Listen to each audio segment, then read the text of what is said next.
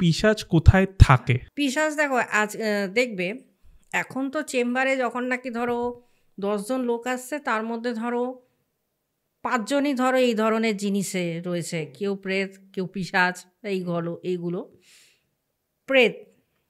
প্রথম প্রেত ফর্ম, প্রেতের মধ্যে আবার কিছু কিছু পার্থক্য হয়ে যাচ্ছে।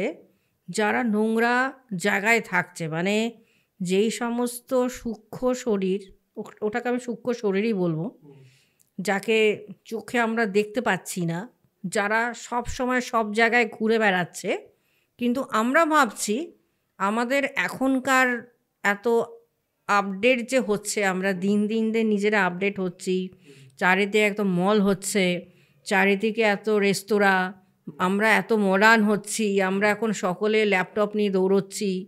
হ্যাঁ, এই যে আমরা ভাবছি আমরা প্রচুর সভ্য হয়ে গেছি। পিশাচ হচ্ছে গিয়ে যেমন ধরো নেগেটিভ জায়গাগুলোতে থাকে বেশি। যেমন ধরো পুরনো কোনো বাড়ি, পরিত্যক্ত কোনো বাড়ি, সেই বাড়ির বাথরুম, যেই বাড়ি ধরো অনেক বছরের পুরনো, সেই বাড়ির বাথরুম কেউ না কেউ তো ব্যবহার করেছে কোনো সময়।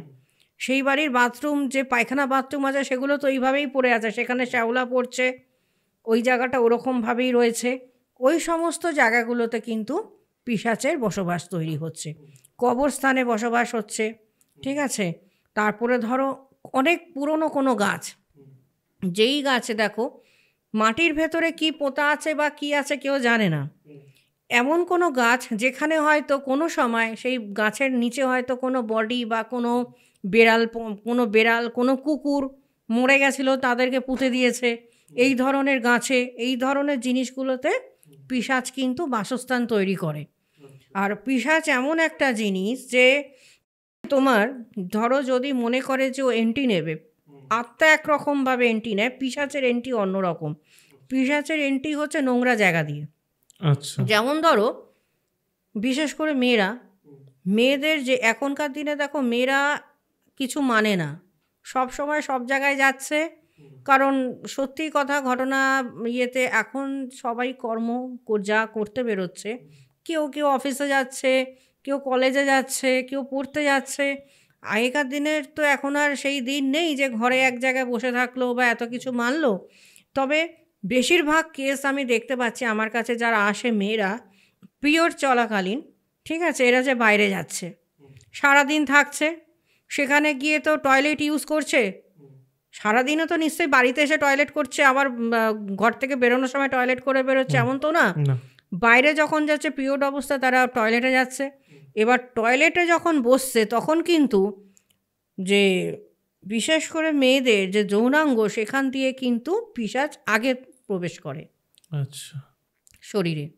আর ছেলেদের ক্ষেত্রে কি হচ্ছে, ছেলেরাও বাইরে টয়লেট করছে, ছেলেদের প্রবেশ করে মুখ দিয়ে, মানে ধরো তোমার হাই উঠবে, বা ধরো অনেকেই আছে ধরো টয়লেট বাইরে যে করছে গিয়ে, তারা তো অত তো মাথায় রাখে না, সেখানে ধরো কোনো কারণে হাই উঠলো, তখন কিন্তু ওখান থেকে কিন্তু পিশাচ কিন্তু প্রবেশ করে গেল।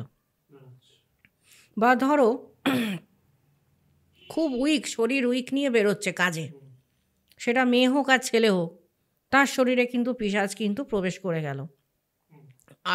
আরেকটা শ্রেণীর মধ্যে পিশাচ খুব মানে এন্ট্রি নেয়, সেটা হচ্ছে যারা নাকি তোমার কোনো রকম যৌন পেশার সাথে জড়িত, বা যারা নাকি ধরো ছেলে মেয়ে আজকালকার দিনে অবাধভাবে মেলামেশা করে।